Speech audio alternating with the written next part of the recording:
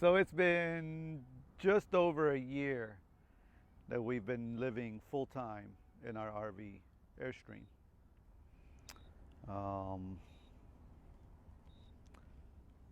Looking back now, I wish I would have done this a lot sooner.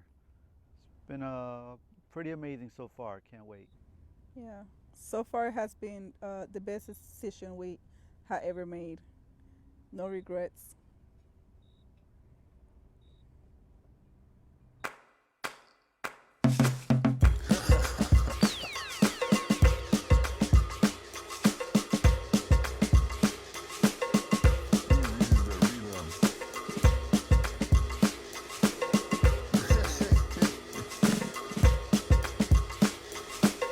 I told you this is the rhythm.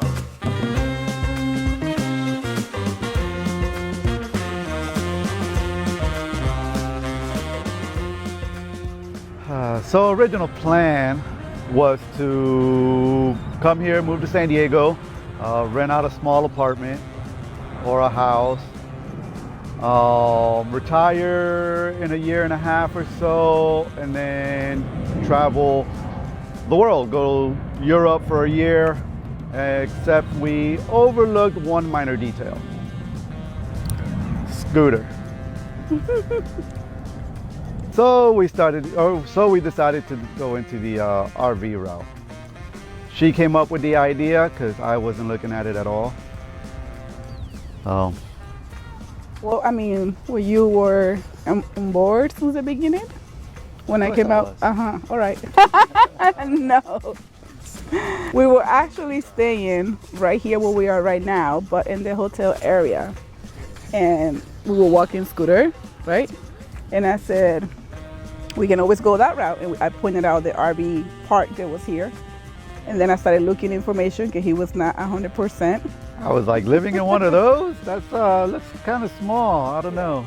No, he was not 100%. So then, I went on YouTube and I started looking at the C classes, but I really have always loved the Airstream. And then I said to him, why we don't get an Airstream? I didn't know what an Airstream was. I've seen them before, but I had no clue about them. So then we started looking into them, and 45 days later, Yeah, it was very quick. We bought and moved into it. yep, and here we are a year later.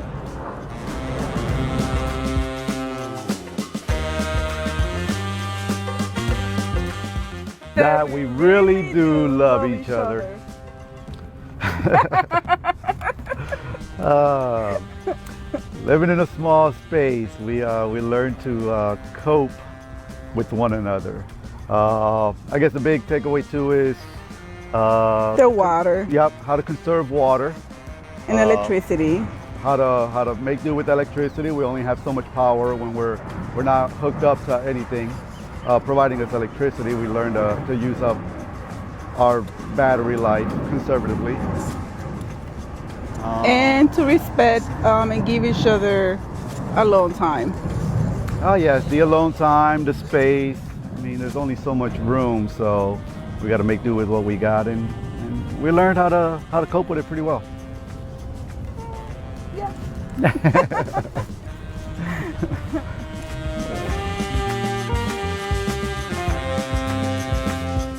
Was it more expensive than living in an Airstream? No, right? So we are in San Diego, California. For the market out here, for where you can get a 1 or 2 bedroom apartment in, say, downtown San Diego, we were actually paying our Airstream, my truck that hauls it around, and paying for the spot that we park it for about the same price. No, actually for less than what a 1 or a 2 bedroom apartment in downtown would be. So this is actually a more economic way of saving money and living. Yeah.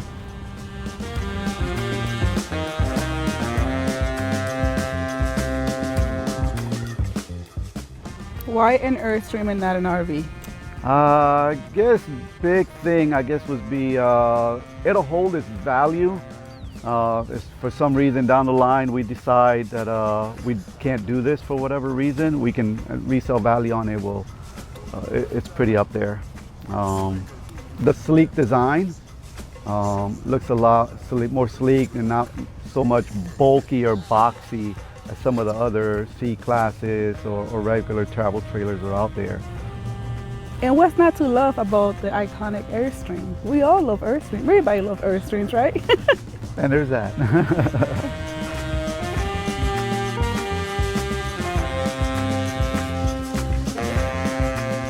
All right, so campgrounds around here. There's quite a bit here in Southern California. For the most part, they can get pretty pricey. A lot of the luxury ones, they're also cramped up. Being active duty military, I take advantage of the military campgrounds that they have over here to offer. So I just bounce around between those for the most part. All inclusive, right? So electric, water, then your dump, it's all inclusive. It's all included in the same price, where other ones you have to actually pay more depending on how long you want to stay there. You get metered electric. So it's a plus for us, or for us right now anyways, because we're active duty. Even when we retire and we travel around, we can look for other campsites like that and take advantage of that. So far we are loving these ones. Like, we are parking one of them right now and look at this amazing view. Waterfront property right there. And you can beat that, you know, and I think we only pay $20 a night here. Yeah. So it's not bad. So we've been lucky, and we've been blessed with this, so take advantage of it. Yep.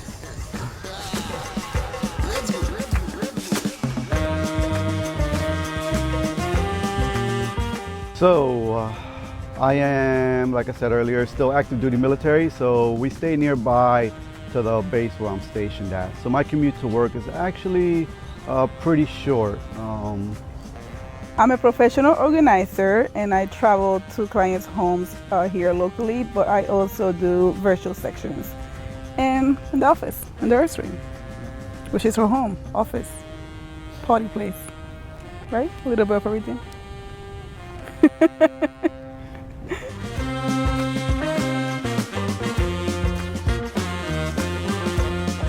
So the space, it is small.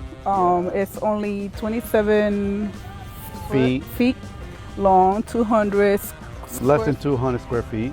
of living space. But I'm practicing minimalism, and he Kinda am too.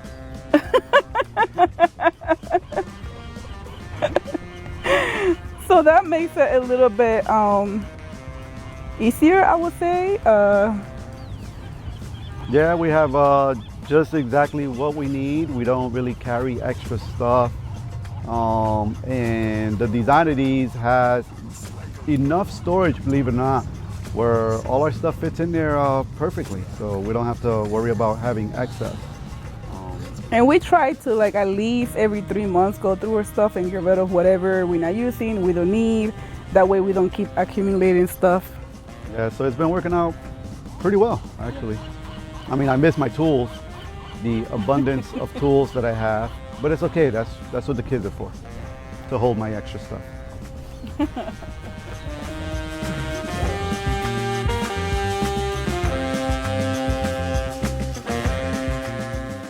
All right, so luckily for me, I have great ties with a professional organizer. So she's able to organize and stow everything exactly where it needs to be in the Airstream. Not to mention it has, you know, it comes with all the necessities. So fridge, stove, microwave, all that good stuff. But it also has all the storage, right? It really doesn't look like it, but it's a great use of the space underneath the bed, underneath the couches, overhead, stuff like that. And somebody asked if it has appliances, but we bought it new, so it came already with all the appliances. Yeah, 2 TVs, DVD player, it has it all. Yeah, some stuff like I can care less. I wish we can get rid of one TV, but somebody around here don't want to. It's like I told you a million times. This is the rhythm of the track. Living in the Airstream with a pet. Well, Scooter is very spoiled. So actually, I think he loves it. I think we made a great decision going this way. Um, He's also not very big either, so he really doesn't take up a whole lot of room. His bed is underneath our bed.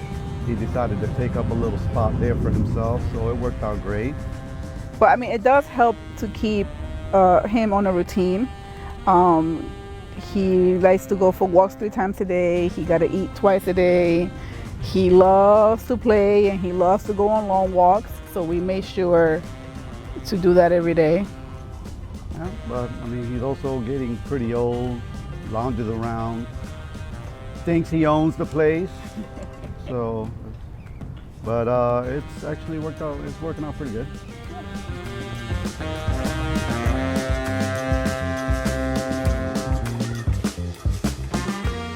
So I guess one of the things we enjoy the most about this lifestyle is the scenery, definitely, right? Well, the different sceneries that we get to see. Yeah, the different sceneries we get to see, traveling different places. You get to experience a lot of different scenarios. You learn to embrace uncertainty. Yes, learn to adapt and quick changes or some things happen, right? So rather you're moving to a new location, different setups, it doesn't have everything the other one does or did, so you got to change with that. Not to mention, right, so we're living full time, so if something happens, you learn to fix things on the fly or just kind of go with the flow on things. Not every place or moment is perfect, but we'll learn to adapt and look through it. But It's pretty fun. I think our favorite part is that we get to enjoy more time with each other. Things that really matter to us, like playing dominoes, Riding bikes through downtown or different areas. dancing in the kitchen when we're cooking, paddle boating when it's allowed. Paddleboarding when it's allowed, yes. Or just sitting outside and enjoying quiet time, and just enjoying our company. You know, sometimes when you live in a traditional way, you tend to go too fast in a hurry and don't slow down to just enjoy life and enjoy each other. Right?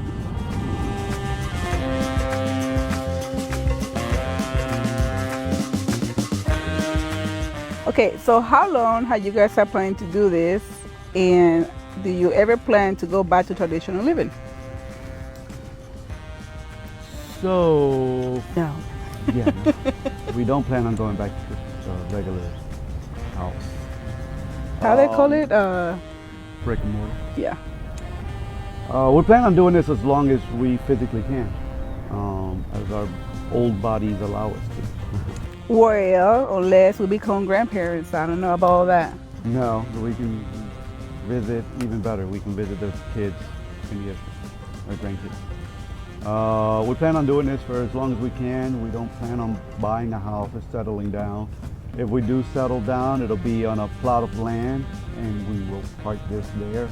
Maybe get a second one for Airbnb or have family come and visit. They'll have a place to stay.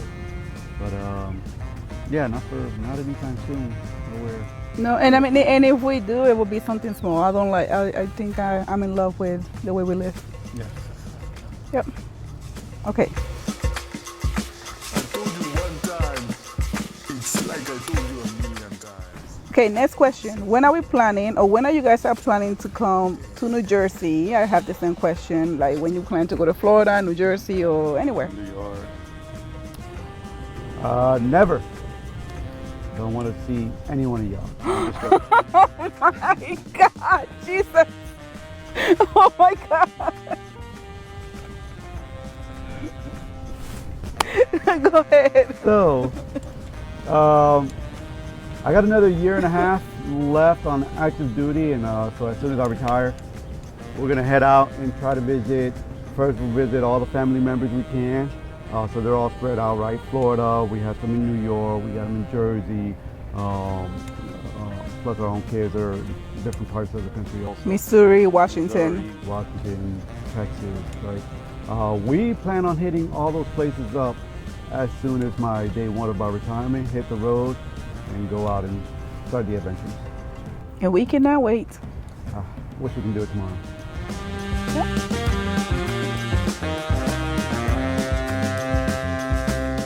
All right, so I guess this one's for you. So how did you get rid of all your extra luggages? Clothes, purses, shoe collections, all the accessories, 300 pairs of shoes. And how did you let it all go? And did you miss any of those items? Well, a lot of people ask me that question, especially the people that know me from back in the day. I'm going to start by saying I don't miss not even one thing. I don't even recall what I had. A lot of times we have so many stuff, we don't even know what we have, and we let it go. We don't even remember that we had it. So the truth is, it was pretty easy. Once I set my mind that I was going to let it go, I just let it all go. I mean, it took me a good 2 years because I would go Little by little. little by little. The first thing that went was my shoes, my 300 pairs of heels. 300 pairs.